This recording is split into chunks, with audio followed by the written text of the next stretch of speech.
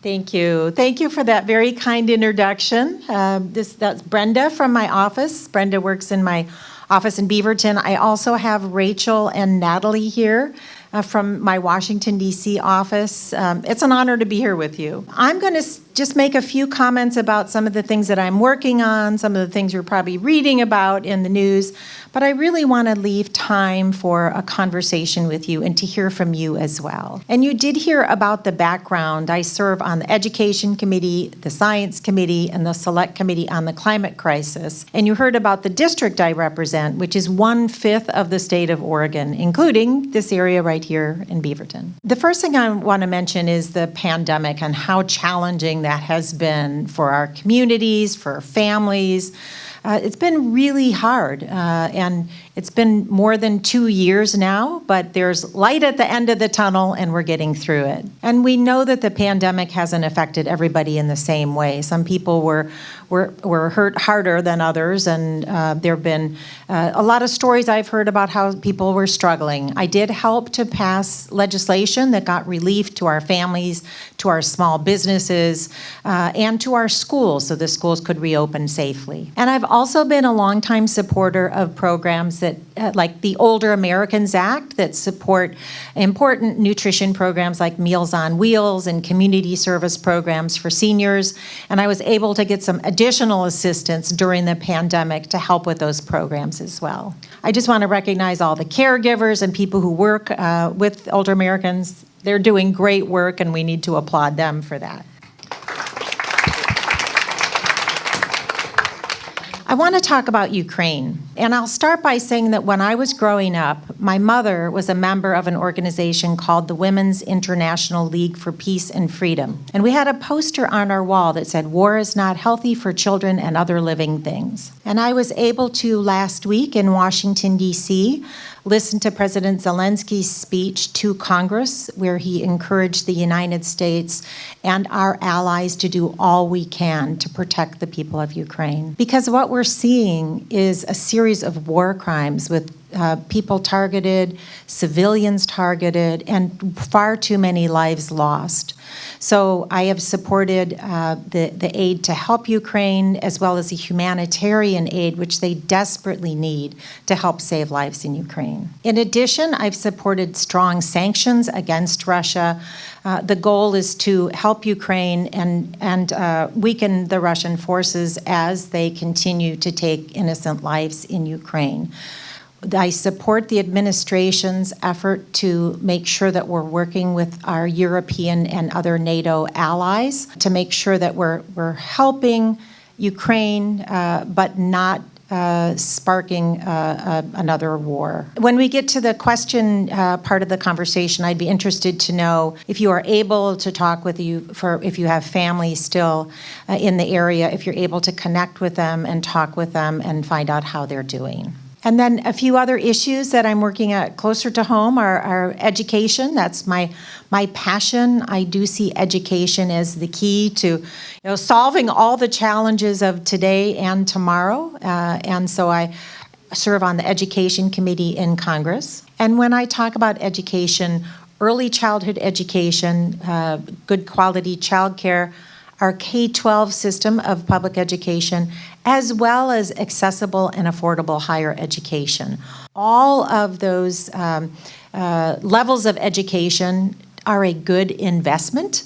They're good for our students, they're good for our communities, they're good for our economy, and they're good for democracy. And the other thing I want to mention is climate change. As a member of the Science Committee and the Select Committee on the Climate Crisis, the science is clear. The Intergovernmental Panel on Climate Change, which is the world's best scientists, has put out a red alert for the planet, and it's also a public health issue. Remember last summer when it got to 117 degrees? We're seeing record temperatures in Oregon and across the country. And as we transition to clean energy, that will create a lot of jobs and also be better for public health and better for the future for our children and grandchildren. And one more thing I want to mention before questions is that in my office, which is very close to here in Beaverton, I have constituent caseworkers, and they can help with any federal issue: Medicare, Medicaid, Social Security, immigration, IRS. So please don't hesitate to contact my office. I have two questions, okay? First question, as Jewish refugees, many of us came here and were resettled by the Jewish family and child service with the support of federal government.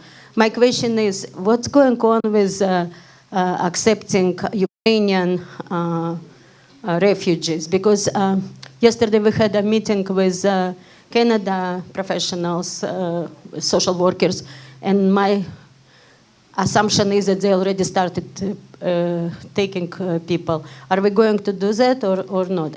Yes, I absolutely support welcoming refugees from Ukraine here, as I have supported welcoming refugees from around the globe over the years. Unfortunately, during the previous administration, there were a lot of barriers created. But working with the Biden administration and my colleagues, I'm hopeful that we can open up our doors and our arms to refugees from Ukraine. Anything in near future? No? I hope so. I don't know where things stand right now, but I absolutely support that, and we'll be working to make sure that that happens, because we need to do that as the United States of America to welcome refugees, as we have historically over the years. And we have a place to start resettling them, the same Jewish families. Right, exactly. Thank you very much. And I have another question which is not related, right? But it's a kind of, maybe you as a representative might help us with this. I work a lot with the Holocaust survivors, and it's involved some monetary reparations from the German government and some other monetary help. And there is a legislature established by Congress that it's not taxable and it's not correct.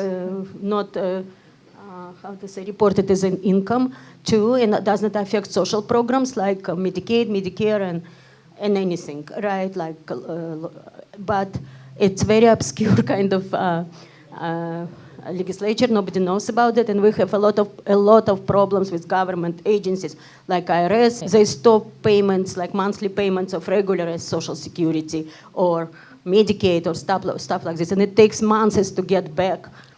Thank you for raising that issue. I'm very much aware of the program, but I did not know that the agencies were not following that requirement, that they not consider that as income.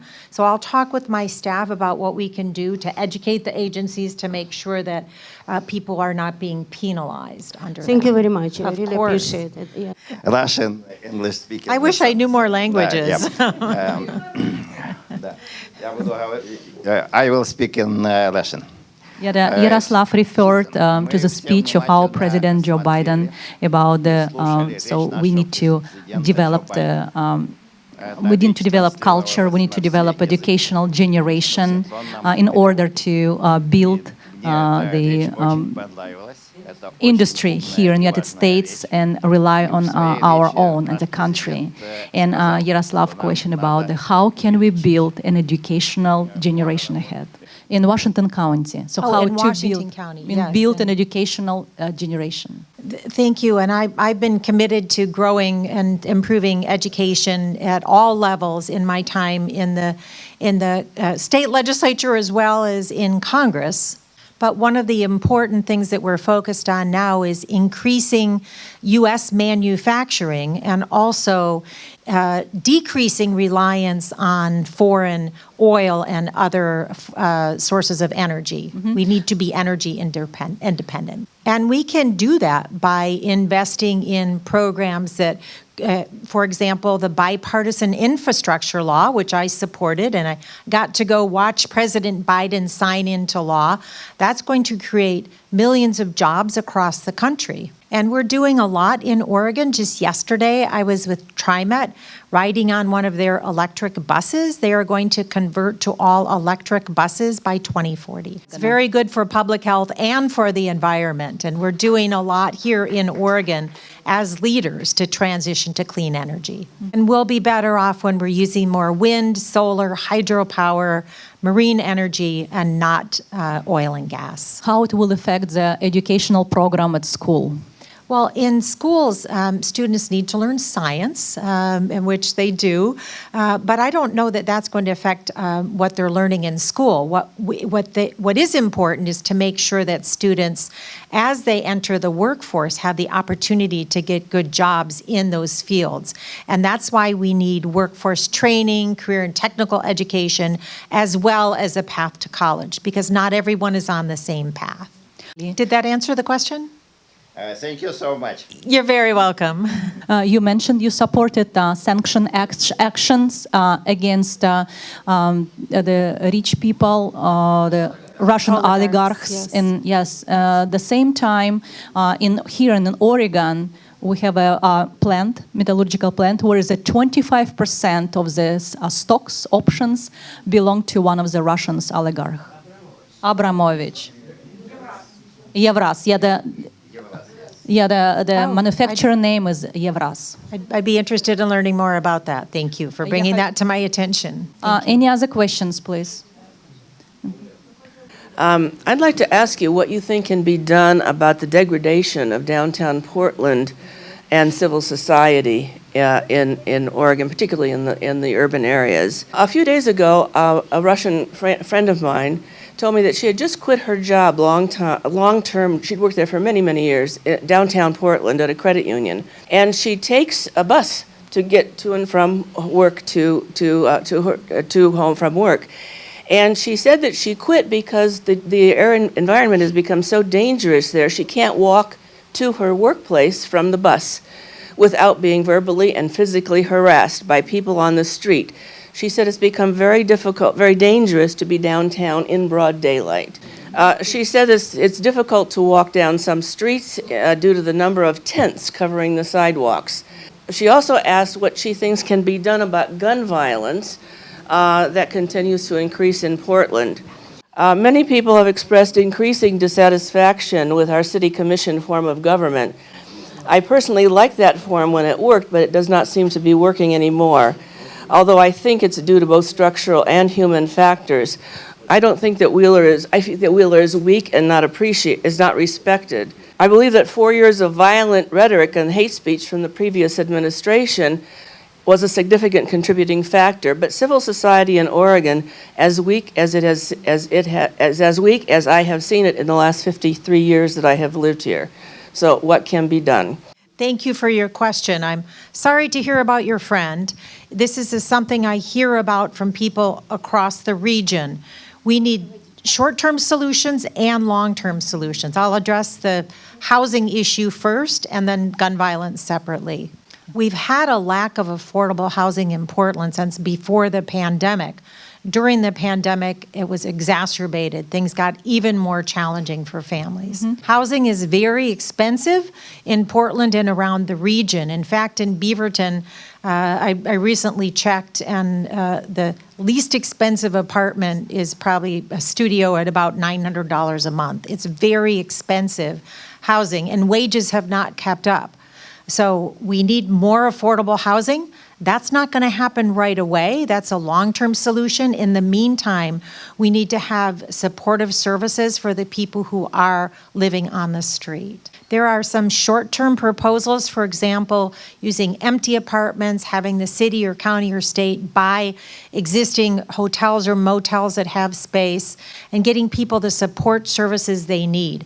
Not everyone on the street is struggling with mental health challenges or substance use disorder, but a lot are. To make sure that we have the mental health care and physical health care for people is part of getting them transitioning back into a home. And this is going to take everyone working together.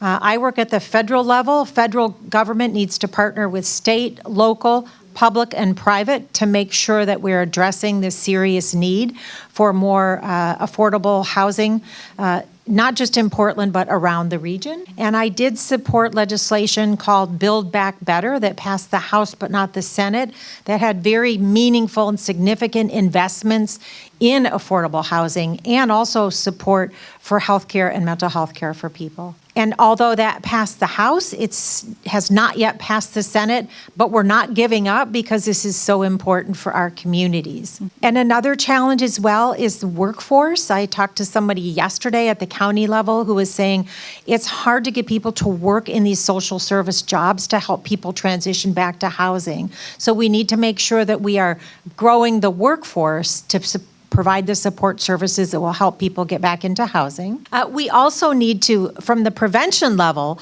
make sure that people do not get evicted during challenging times, which is why I have supported rent relief, especially during the pandemic, because the best thing we can do is to keep people in their home.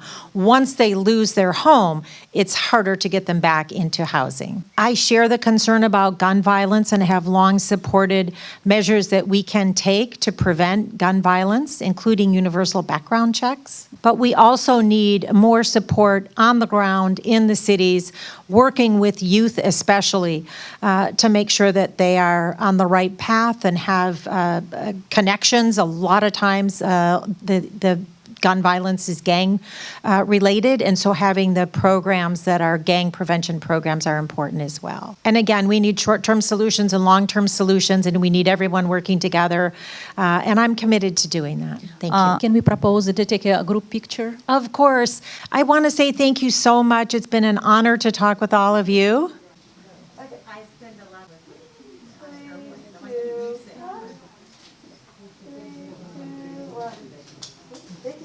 Thank you, everybody. Thank you.